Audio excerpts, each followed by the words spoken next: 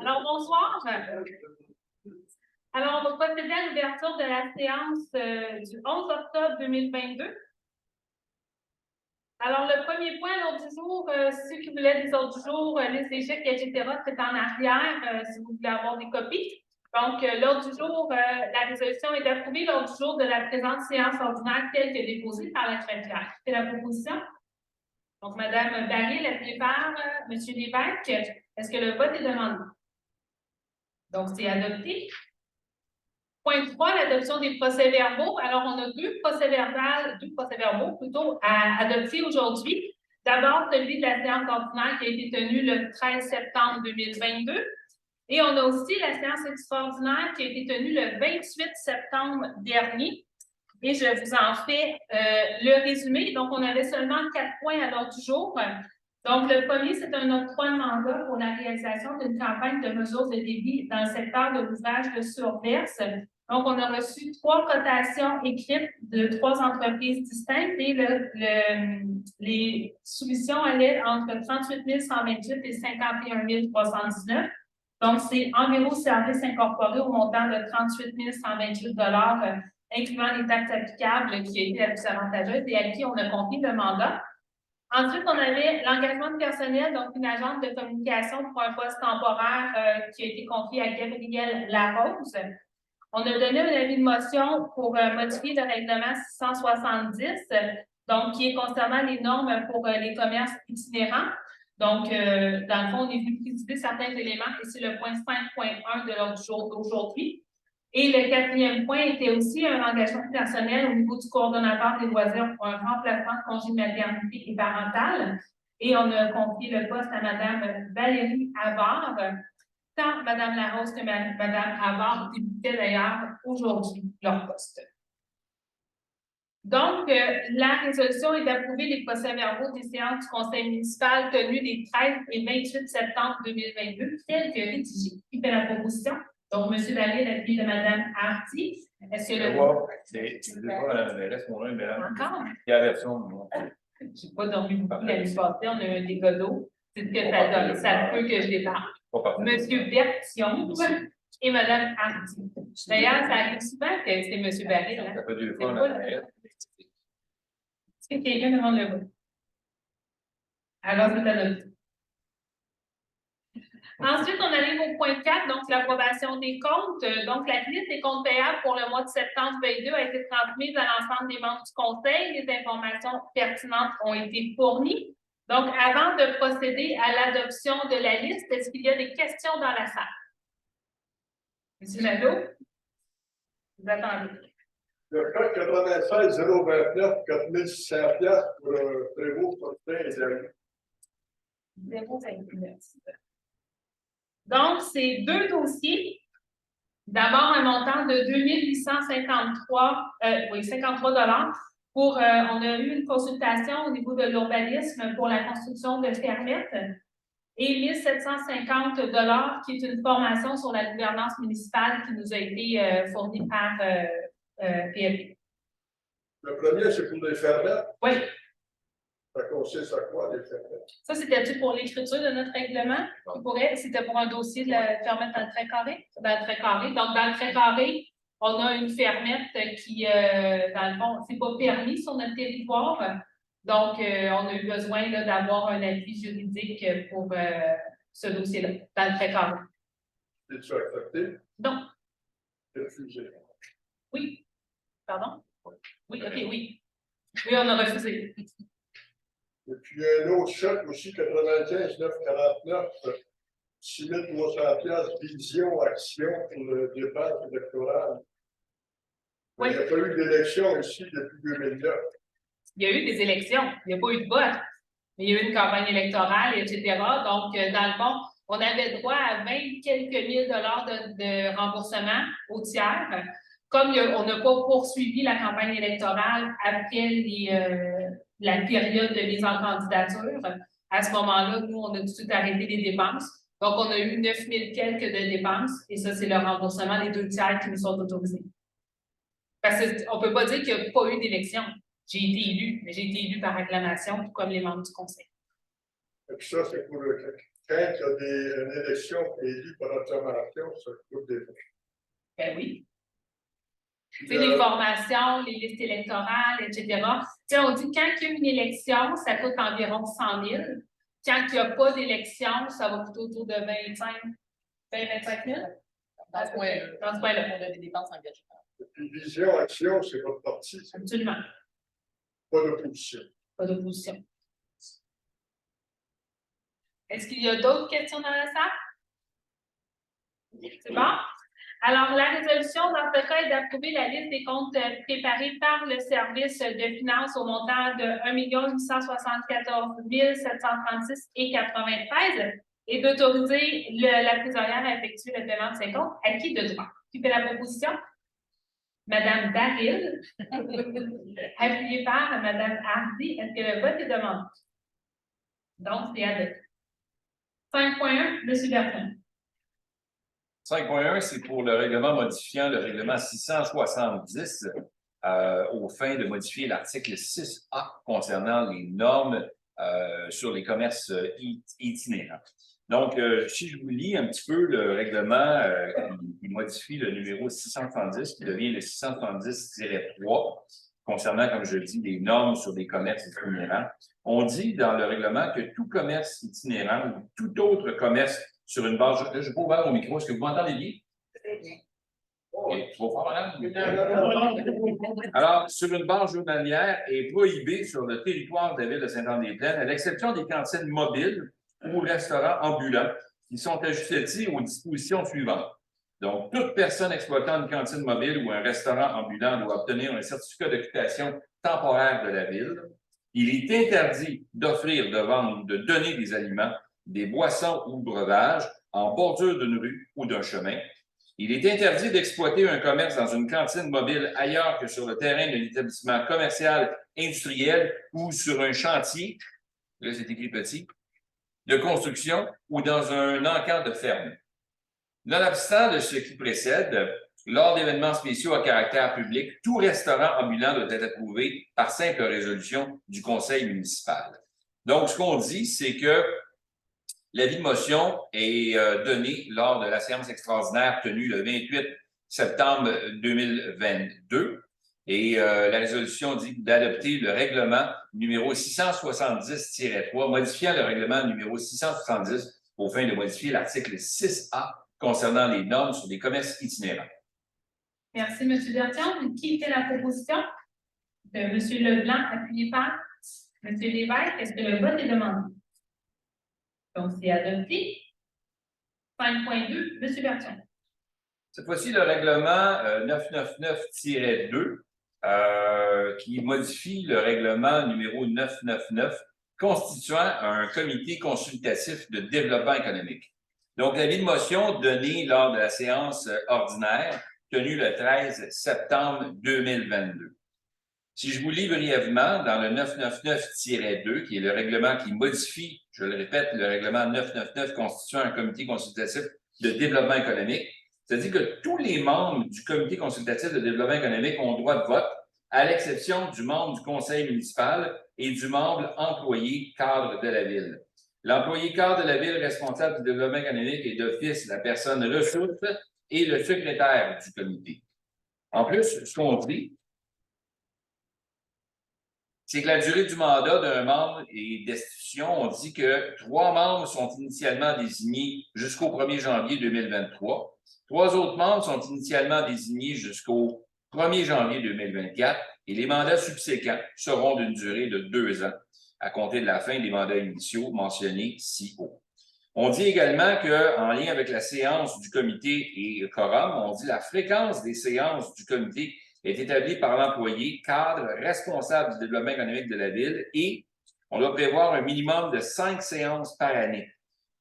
Il y a 4 membres qui constituent le quorum et en fonction, au niveau des fonctions et des pouvoirs du comité, le rôle du comité, c'est du comité consultatif en développement économique, là, et en est un de recommandation au conseil municipal, doit s'inscrire dans les limites des fonctions suivantes. Donc, le but est d'étudier et de faire des recommandations sur toutes les questions qui lui sont soumises par le conseil municipal touchant le développement économique de la ville. L'objectif étant d'assurer un développement économique harmonieux et intégré, l'implantation de nouvelles entreprises sur le territoire de Sainte-Anne-des-Plaines et le maintien et l'expansion des entreprises existantes. Proposer également un plan d'action réaliste et proactif en matière de développement économique, émettre des recommandations au conseil municipal relativement aux études et analyses faites à la demande de ce dernier, tant qu'au sujet suivant. Et la réglementation municipale, les mesures incitatives, les avantages comparatifs ou non de la municipalité, les besoins des entreprises, les menaces et les opportunités d'affaires. On dit également les tendances lourdes et les sources de développement économique, les partenaires et la concertation, les projets d'implantation de nouveaux commerces et entreprises, l'offre commerciale dans le centre-ville, les activités récréotouristiques, dis-je, et agrotouristiques, et toute autre question que le Conseil pourrait lui soumettre. Donc, il est dit d'adopter le règlement, on dit que dans la résolution, c'est d'adopter le règlement numéro 999-2, modifiant le règlement numéro 999, constituant un comité consultatif en développement économique. Merci, M. Berthiaume. Je suis contente de savoir qu'il n'y a pas juste moi qui s'en parle ce soir. Donc, qui fait la proposition? Donc, Mme Larrey, appuyée par M. Leblanc. Est-ce que le vote est demandé? Donc, c'est adopté. 5.3, donc le règlement décrétant une tarification pour les travaux de réhabilitation sans trancher par chemisage de la conduite d'eau potable de la 11e avenue. Donc, dans le fond, on a adopté, on l'a présenté le 13 septembre dernier, le projet d'avis de motion. Donc, le Conseil a adopté en janvier 2010 une politique de financement applicable lors de la reconstruction des infrastructures, laquelle a été révisée en mai 2016. Donc, pour une unité, donc une maison, qui est le cas ici pour l'ensemble du bassin auquel va s'appliquer. C'est 2 300 comptants ou 155 par année. Donc, on a 25 résidences qui sont touchées allant du 204 au 231 11e avenue. Donc, c'est l'endroit, dans le fond, où est-ce qu'on a fait les travaux. Donc, c'est le règlement pour la tarification des travaux. Donc, la résolution est d'adopter le règlement numéro 1023-2 décrétant une tarification pour les travaux de réhabilitation sans trancher par chemisage de la conduite d'eau potable de la 11e avenue. Qui propose? Donc, M. Renière, appuyé de M. Berthiaume. Est-ce que le vote est demandé? Donc, c'est adopté. 5.4, M. Berthiaume. Alors, le règlement constituant un comité consultatif en circulation, cette fois la présentation du projet de règlement 1036 lors de la séance ordinaire qui a été tenue le 13 septembre 2022 et ce, conformément à l'article 356 de la loi sur les cités et villes. Donc, l'avis de motion donné lors de la séance ordinaire tenue le 13 septembre 2022. Si je vous lis une partie du règlement 1036 en résumé, on parle évidemment du règlement constituant un comité consultatif en circulation. Donc, dans sa composition, on dit que le comité est composé des personnes suivantes. Donc, 2 membres choisis parmi les résidents de la municipalité, 1 membre du conseil municipal, 1 membre désigné par le service de police, 1 membre du service des travaux publics et du traitement des eaux, 1 membre du service de l'urbanisme et de l'environnement, 1 membre du service de sécurité incendie, et 1 membre étant l'adjoint exécutif à la direction générale et la mairie. On dit également qu'un mandat, la durée d'un mandat d'un membre, c'est 1 an désigné par les résidents, aura un mandat donc jusqu'au 1er mars 2023. Un membre désigné par les résidents aura un mandat jusqu'au 1er mars 2024. Et les mandats subséquents des membres désignés par les résidents seront de durée de 2 ans à compter de la fin des mandats mentionnés ci-haut. Également, on dit que les séances du comité quorum, la fréquence des séances du comité est établie un minimum de 4 séances par année. Donc, 4 membres constituent le quorum. On dit en terminant que la fonction et pouvoir du comité, le rôle du comité, qui en est un de recommandation au conseil municipal, doit s'inscrire dans les limites des fonctions suivantes. Donc, faire les recommandations appropriées au conseil municipal, analyser les demandes d'installation ou de démantèlement des mesures de modération de la circulation en fonction des critères établis par la politique en vigueur et faire les recommandations appropriées au conseil municipal pour décision. Analyser la pertinence d'installer un nouveau type de signalisation qui implique ou non la réglementation tant que la circulation, la signalisation et les limites de vitesse et faire les recommandations appropriées au conseil municipal pour décision. Analyser les demandes de modification de limites de vitesse et faire les recommandations appropriées au conseil pour décision. Proposer au conseil municipal des modifications de la réglementation en matière de circulation de manière à améliorer la sécurité tant pour les automobilistes que pour les piétons.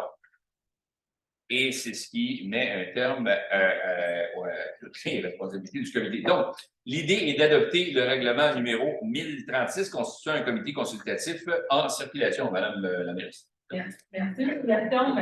Alors, qui fait la proposition? Donc, Mme Hardy, appuyée par M. Renière. Est-ce que le vote est demandé? Alors, c'est adopté. Ensuite, on donne l'avis de motion en 5.5 pour modifier le règlement numéro 812 en matière de délégation, de contrôle et de suivi budgétaire. Pour ceux qui suivent les assemblées du Conseil, vous savez qu'on a créé 2 postes dans les derniers mois.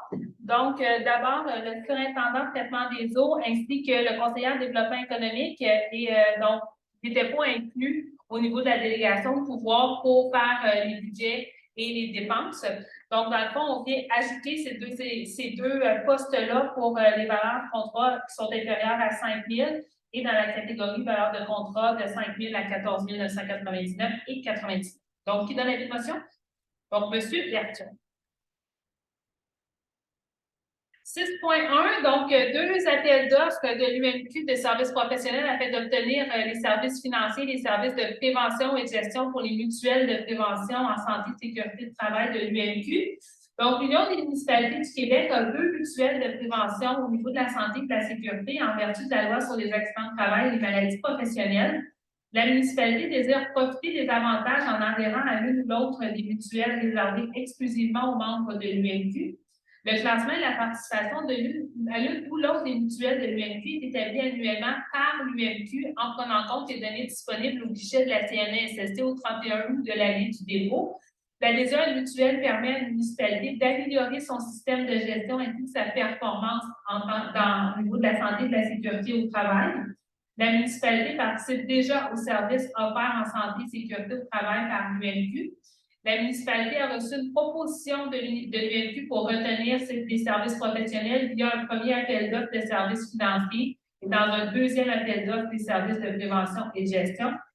Alors, la résolution est que la municipalité confirme son adhésion à titre de membre à l'une ou l'autre des mutuelles déterminées par l'UMQ, que la municipalité s'engage à compléter pour l'UMQ dans les délais fixés toute documentation nécessaire à son adhésion à l'une des mutuelles, que la municipalité confirme son adhésion aux 2 regroupements de l'UMQ pour retenir les services professionnels de services financiers et de services de prévention et de gestion et confie à l'UMQ le processus menant à l'adjudication des 2 contrats, que 2 contrats d'une durée de 3 ans avec 2 options de renouvellement annuel pourront être octroyés par l'UMQ selon les termes prévus au document d'appel d'offres et de la loi applicable, que la municipalité s'engage à respecter les termes et conditions des contrats comme si elle avait contracté directement avec les adjudicataires à qui les contrats seront adjudicés et que la municipalité s'engage à payer annuellement à l'UMQ les frais de gestion de 4 sous par tranche de 100 de masse salariale assurable à la CNESST pour sa participation à l'une des mutuelles de prévention. Qui fait la proposition? Donc, Mme Baril, appuyée par M. Lévesque. Est-ce que le vote est demandé? Donc, c'est adopté. 6.2, l'adjudication de soumission pour la fourniture de pierres concassées pour l'entretien des chemins d'hiver 2022-2023. Donc, la Ville a demandé des soumissions par voie d'appel d'offres sur invitation. On a reçu 3 soumissionnaires, dans le fond, allant de 74 446 et 31 à 114 848 et 53. Donc, l'offre la plus avantageuse va à la société par action Yves Fournel Incorporée. Alors, la résolution est que le contrat pour la fourniture de pierres concassées pour l'entretien des chemins d'hiver 2022-2023 soit adjugé à la société par action Yves Fournel Incorporée, donc Transport Yves Fournel, considérant son offre au montant de 74 436 et 31, incluant les taxes à leur conforme et la plus avantageuse. Qui fait la proposition? M. Renière, appuyé de M. Leblanc. Est-ce que le vote est demandé? Donc, c'est adopté. 8.1, M. Lévesque. Oui, bonsoir. Le 8.1 concerne l'autorisation de signature, un protocole d'intervention d'urgence avec ou sans sinistrés, Association des pompiers auxiliaires Lanaudière Laurentides. Attendu que la Ville de Sainte-Anne-des-Plaines désire conclure avec l'Association des pompiers auxiliaires Lanaudière Laurentides un protocole d'intervention d'urgence avec ou sans sinistrés. Attendu que les deux parties ont convenu des modalités de ce protocole d'intervention d'urgence avec ou sans sinistrés.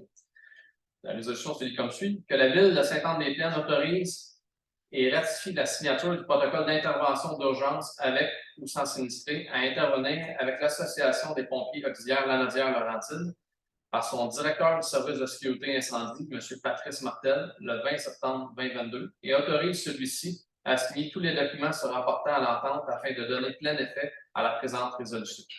Que la durée de cette entente soit fixée à 12 mois, soit à compter du 1er janvier 2023 jusqu'au 31 décembre 2023, et qu'elle soit renouvelable automatiquement.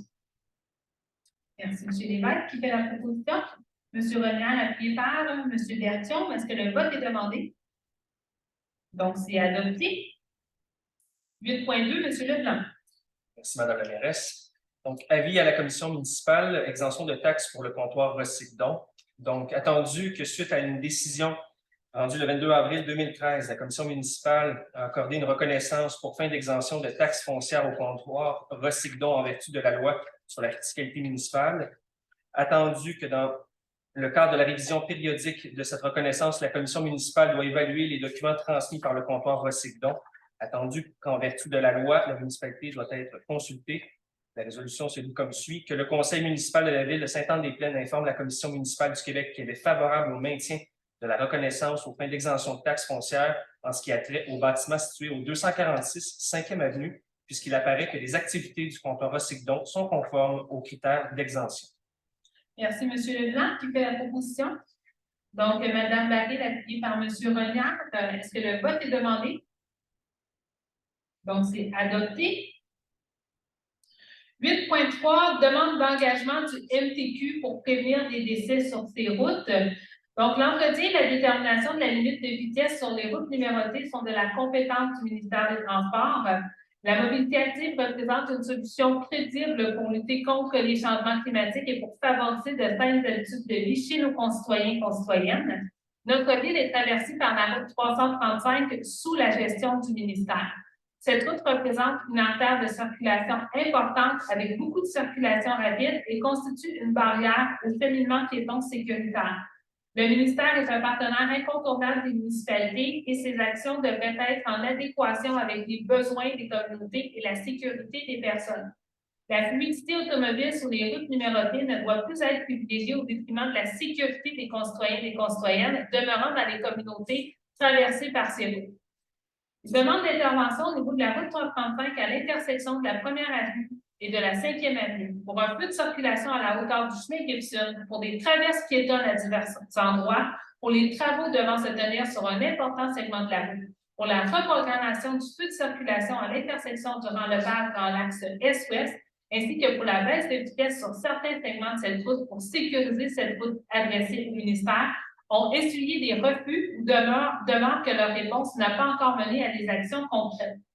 Notre ville n'est pas la seule dans cette situation, comme en témoigne la lettre d'opinion parue dans la presse le 26 mai 2022 et signée par 10 maires et mairesses et les nombreux reportages médiatiques sur le sujet. Notre ville souhaite joindre sa voix à celle des nombreuses municipalités dénonçant des obstacles majeurs qui ralentissent les actions visant la sécurisation des routes sous la gestion du ministère qui traverse au milieu de vie. Il y a urgence d'agir afin de prévenir des décès et des collisions graves. Alors, la résolution se lit ainsi. Que la Ville de Sainte-Anne-des-Plaines demande au ministère des Transports du Québec de travailler proactivement en collaboration avec toutes les municipalités du Québec concernées par cette problématique et agir pour prévenir des tragédies sur les routes sous sa gestion. Que la Ville de Sainte-Anne-des-Plaines invite le ministère des Transports du Québec à adopter une vision zéro blessé grave et mortel, un engagement se retrouvant dans la politique de mobilité durable 2030 du gouvernement du Québec. Que la Ville de Sainte-Anne-des-Plaines presse le ministère des Transports du Québec à faire preuve de proactivité et de prévisibilité en se dotant d'un plan d'action ainsi que des ressources humaines et financières nécessaires pour répondre aux demandes de municipalités visant à sécuriser les routes du réseau supérieur se situant à l'intérieur des périmètres urbains. que la Ville de Sainte-Anne-des-Plaines invite le ministère des Transports du Québec à décentraliser la gestion de certaines routes sous sa responsabilité, accompagné du soutien financier nécessaire en s'entendant avec les municipalités du Québec concernées qui disposent de ressources humaines et techniques pour les faire. Qu'une copie de la présente résolution soit transmise à la MRC Thérèse de Blainville ainsi qu'à l'Union des municipalités du Québec et à la Fédération québécoise des municipalités sous forme de demande d'avis. À l'adresse courriel résolution en commercial piéton.québec pour compilation et dépôt officiel au ministre des Transports et au bureau de la députée de l'Évienne, Mme Lucie Lecourt, ainsi qu'au bureau du ministre des Transports. Qui fait la résolution? Mme Baril, appuyée de M. Leblanc, est-ce que le vote est demandé? Donc, c'est adopté. M. Bertion, 8.4. Donc, le membre du comité consultatif en circulation, la Ville de Sainte-Anne-des-Plaines a adopté le règlement numéro 1036 constituant un comité consultatif en circulation. Qu'en raison de l'adoption du règlement 1036, le conseil municipal doit nommer à nouveau tous les membres du comité consultatif en circulation. Alors, ça va comme suit. De nommer comme membre du comité consultatif en circulation Mme Tania Legault jusqu'au 1er mars 2023 et M. André Labelle jusqu'au 1er mars 2024. De nommer les personnes suivantes comme membres du comité consultatif en circulation, M. Pierre Bertium à titre de conseiller municipal, M. Paulo Fournier à titre de directeur du service des travaux publics et du traitement des eaux, Mme Terry Paula à titre de directrice du service de l'urbanisme et de l'environnement, M. Patrice Martel à titre de directeur du service de sécurité incendie, Mme Françoise Deshaies à titre d'adjointe exécutive, direction générale et mairie. Merci, M. Bertion. Qui fait la proposition? Mme Baril, appuyée par M. Lévesque. Est-ce que le vote est demandé? Donc, c'est adopté. 8.5, Mme Marty. Oui, bonsoir. Donc, c'est une résolution concernant autorisation de signature advenant à l'entente relative à la fourniture d'un service secondaire d'appel d'urgence. Donc, il est attendu que le 13 janvier 2021, la Ville de Sainte-Anne-des-Plaines a conclu avec la Ville de Terrebonne une entente relative à la fourniture d'un service secondaire d'appel d'urgence aux fins du service de sécurité incendie. La dite entente prendra fin le 31 décembre 2024. Qu'un avenant à l'entente conclue entre la Ville de Sainte-Anne-des-Plaines et la Ville de Terrebonne le 13 janvier 2021 doit être fait afin de modifier l'article 7.3 afin de prévoir la transmission dès à présent de la dite entente à la Commission d'accès à l'information du Québec. Le projet d'avenant à l'entente de fourniture d'un service de secondaire d'appel d'urgence 911 soumis par la Ville de Terrebonne. La résolution est la suivante. Que la Ville de Sainte-Anne-des-Plaines soit autorisée à signer l'avenant à l'entente de fourniture d'un service secondaire d'appel d'urgence 911 du 13 janvier 2021 avec la Ville de Terrebonne, le tout selon le projet d'entente préparé par la Ville de Terrebonne à cet effet, que la mairesse et la greffière soient autorisées à signer pour et au nom de la Ville de Sainte-Anne-des-Plaines le dit avenant à l'entente ainsi que tous les documents s'y rapportant afin de donner plein effet à la présente résolution. Merci, Mme Hardy. Qui fait la proposition? M. Bertion, appuyé par M. Lévesque. Est-ce que le vote est demandé? Donc, c'est adopté. 8.6, Mme Baril. Oui, merci, Mme la mairesse. C'est l'approbation au budget révisé 2022 pour l'Office d'habitation Thérèse de Blainville. Donc, il est attendu que le conseil municipal de la Ville de Sainte-Anne-des-Plaines ainsi que toutes les municipalités membres de l'Office d'habitation Thérèse de Blainville doivent approuver les budgets et budgets révisés du dit Office d'habitation. Attendu le budget révisé de l'Office d'habitation Thérèse de Blainville pour l'exercice financier 2022 qui a été soumis le 23 août 2022 et que ces prévisions budgétaires révisées doivent recevoir l'approbation de la Ville de Sainte-Anne-des-Plaines. La résolution se lit comme suit. Donc, que le conseil municipal de la Ville de Sainte-Anne-des-Plaines approuve les prévisions budgétaires révisées de l'Office d'habitation Thérèse de Blainville pour l'exercice financier 2022, lesquelles indiquent une participation financière de l'ordre de 210 510 $ pour l'ensemble des municipalités membres du dit Office d'habitation. Merci, Mme Baril. Qui fait la proposition? Donc, M. Renière, appuyé par Mme Hardy. Est-ce que le vote est demandé? Donc, c'est adopté. Donc, en précision, ce n'est pas la ville de Sainte-Anne-des-Plaines qui paye 210 000 de plus, là. Donc, ce n'est pas un budget supplémentaire qu'on vote. Mais l'Office, dans le fond, c'est qu'à toutes les fois qu'ils font des demandes à la SHQ puis qu'ils reçoivent le financement, ça vient modifier le budget initial parce qu'ils ne peuvent pas le mettre dans le budget. Si, par exemple, en cours de lieu, finalement, il faut qu'ils rénovent 8 cuisines, ils vont faire une demande. Mais quand ils reçoivent la confirmation, il faut amender le budget. Il faut que les 7 villes, 6 villes, c'est vrai, il n'y a pas de WASH à Lorraine, mais il faut que les 6 villes réadoptent. Et si jamais il y a un déficit, c'est la CNM qui le paye, ce n'est pas la municipalité. Mais c'est de la bureaucratie, tant qu'à moi, qui est plus ou moins utile. 8.7, donc ça, c'est rendu à mon dos. Donc, autorisation de signature pour une servitude réciproque de passage pour accès à des aires de stationnement. Donc, des servitudes de passage permettant l'accès à des aires de stationnement situées sur 2 lots doivent être constituées. En vertu de notre règlement de zonage, la Ville de Sainte-Anne-des-Plaines doit intervenir à l'acte de servitude pour consentir à la publication de celle-ci. Le projet d'acte a été présenté par Maître Frédéric Lalo, notaire, pour les servitudes de passage. Donc, dans le fond, c'est deux, je pense que c'est des duplex qui sont construits, puis ils ont un même stationnement, puis ils vont partager le stationnement. Donc, la Ville de Sainte-Anne-des-Plaines, donc la résolution. Donc, on intervient à l'acte de servitude à être reçu par Maître Frédéric Lalo, notaire, afin de consentir à la publication des dites servitudes de passage, et que la Ville désigne la mairesse et la greffière comme personne autorisée à signer au nom de la Ville l'acte notarié à cet effet, et tous les documents important pour donner plein effet à la présente résolution et à consentir à cet égard aux modalités que pourrait exiger l'intérêt de la Ville. Qui fait la proposition? Donc, Mme Barry, appuyée par Mme Hardy. Est-ce que le vote est demandé? Donc, c'est adopté. Monsieur le C'est situé où, ça? C'est dans le coin de la rue Beaupré. Des sources. Des Sources. C'est là. Dans le coin de la rue des Sources. Donc, 8.8 demande au ministère des Transports, je t'avais dit tantôt avant de commencer qu'on en avait 3.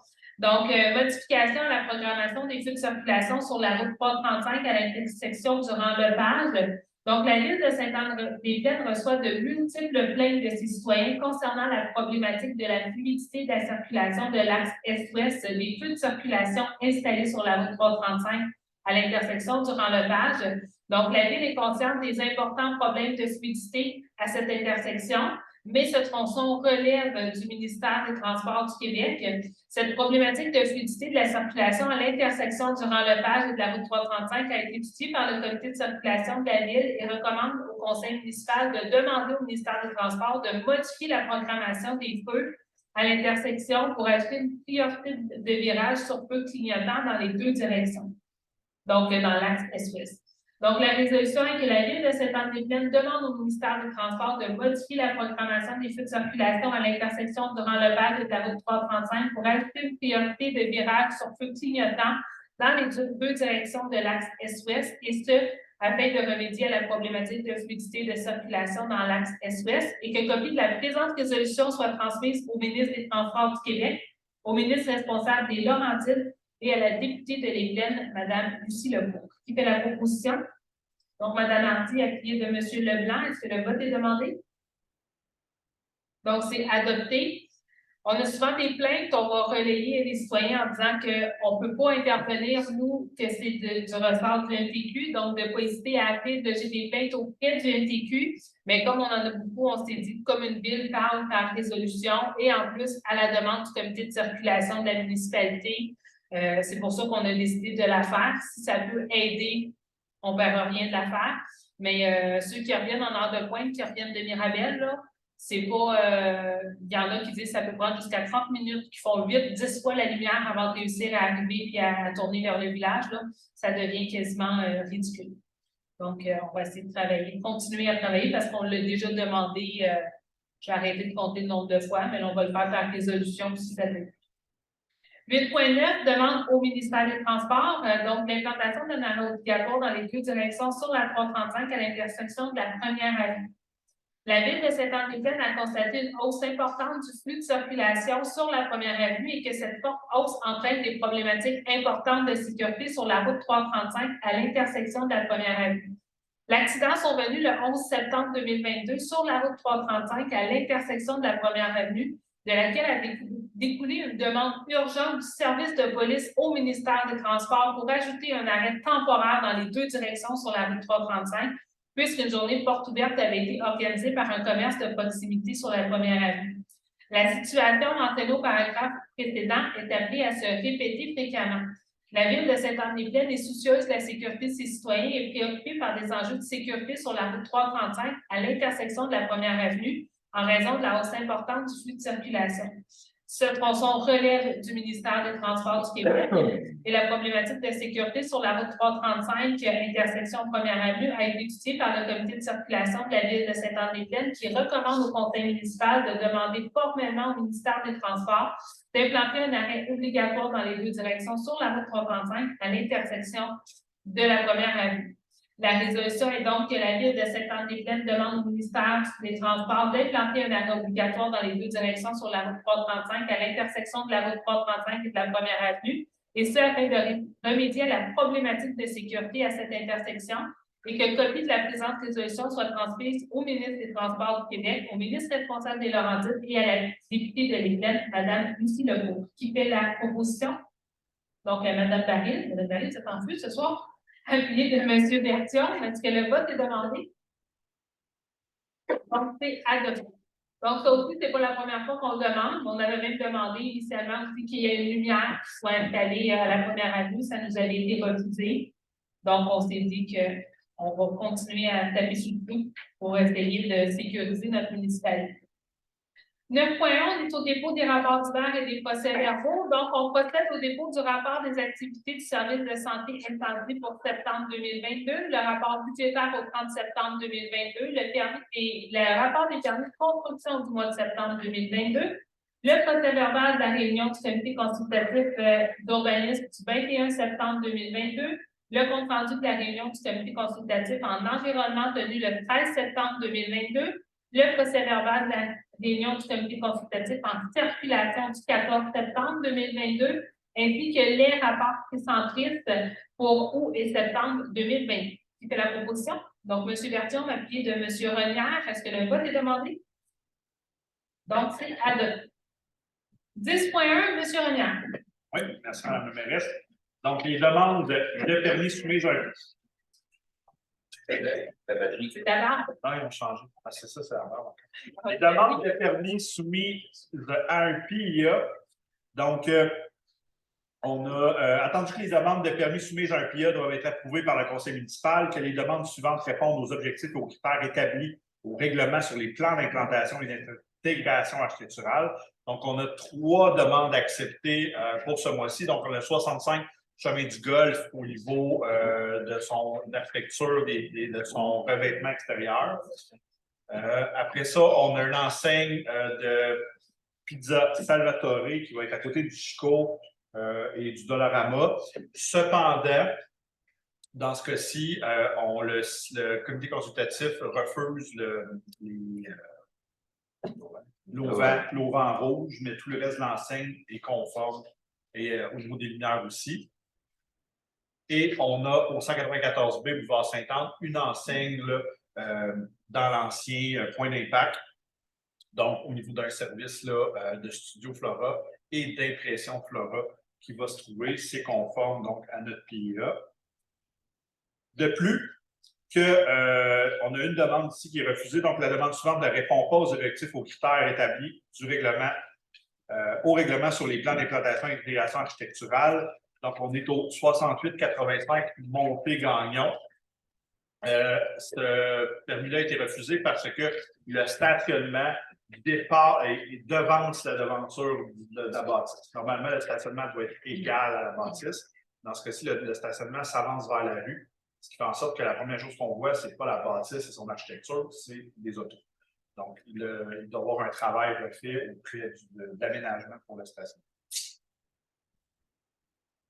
Donc, la résolution se lit comme suit: que le conseil municipal de la ville de Sainte-Anne-des-Plaines approuve les recommandations susmentionnées au tableau intitulé « Demande acceptée du deuxième attendu de la présente résolution et ce conditionnement au respect de la réglementation municipale en vigueur et des conditions énumérées aux recommandations du comité consultatif d'urbanisme, ainsi que le conseil municipal de la ville de Sainte-Anne-des-Plaines suivent les recommandations susmentionnées au tableau intitulé « Demande refusée du troisième attendu de la présente résolution et refuse la demande de permis du dit tableau. » Et là, j'ai perdu. C'est d'où? Demande refusée. De demande refusée. Il manquait Je peu. n'étais pas sûr, je vais être légal à la.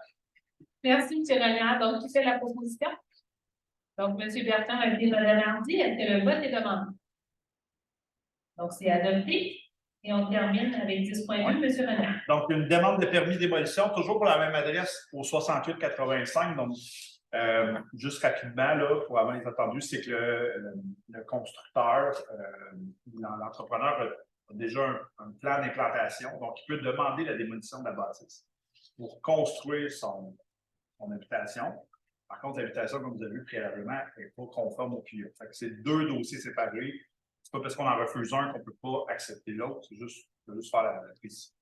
Donc, attendu qu'une demande de permis a été déposée pour la démolition des bâtiments principaux et accessoires situés au 6885 Monté-Gagnon, qu'une résolution du Conseil est requise afin de délivrer le permis de démolition, que le demandeur a déposé une demande de permis pour construire un bâtiment résidentiel de 6 logements auprès du service d'urbanisme et de l'environnement, qu'une demande de permis de lotissement a été déposée afin de créer de nouveaux lots, que conformément à la loi sur l'aménagement et l'urbanisme, le conseil municipal doit approuver le projet à la suite de la consultation du comité consultatif d'urbanisme, que les membres du comité consultatif d'urbanisme ont étudié la présente demande.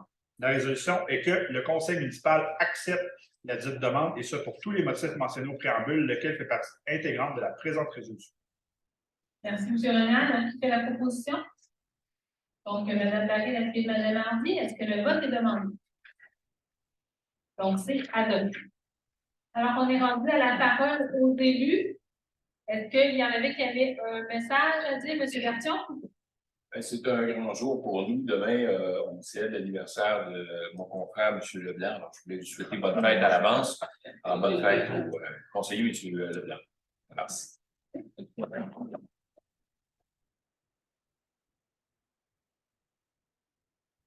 Est-ce qu'il y avait d'autres? 16 mai. 16 mai. 16 mai.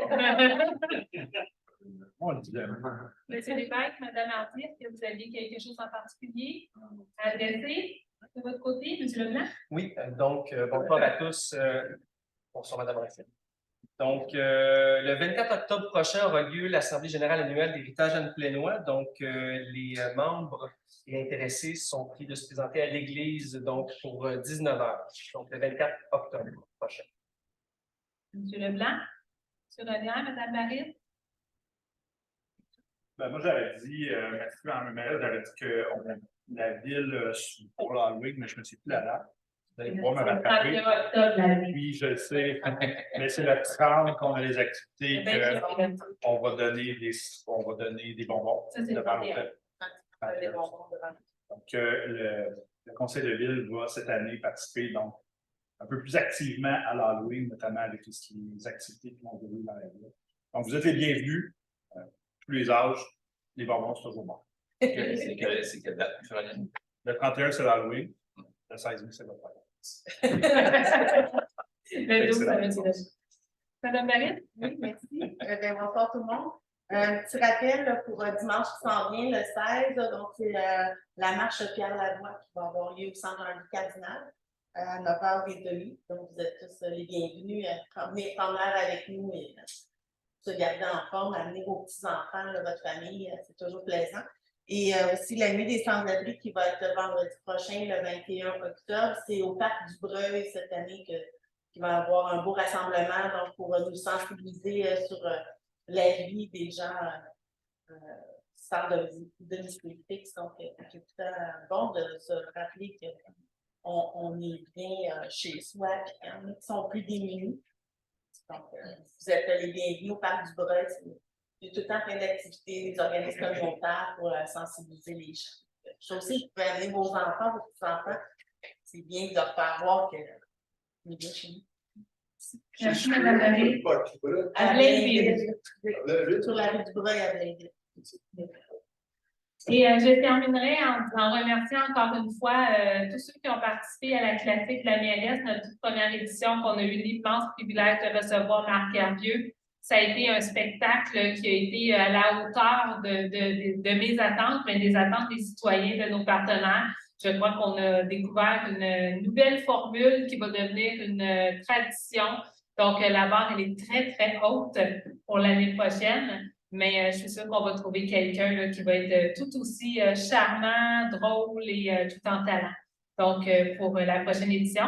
Et ça nous a permis de ramasser 25 000 $. Donc, encore une fois, je remercie tous les partenaires qui ont participé, dont Jean Coutu, Stéphane Boilly, qui était le présentateur officiel du spectacle, avec qui c'est la deuxième année qu'il est le présentateur officiel de l'événement. L'année passée, c'était le golf à M. Charbonneau. Cette année, c'était la classique à Mme Boivin. Donc, on va poursuivre, mais ces 25 000 $-là vont nous permettre de réaliser plusieurs projets qui émanent de la communauté, particulièrement avec les enfants. Donc, c'est une belle réussite et je remercie tous ceux qui ont participé, qui se sont présentés, qui ont acheté des billets. Ça a été très précieux de vous avoir avec nous. Sur ce, à moins qu'il y ait quelqu'un qui ait non, c'est bon? Donc, on s'est rendu à la parole aux citoyens. Donc, si vous avez des points en lien avec l'autre jour ou autre que vous souhaitez aborder, qu'on n'a pas eu le temps de jaser avant la rencontre durant le Facebook Live, ce serait le moment.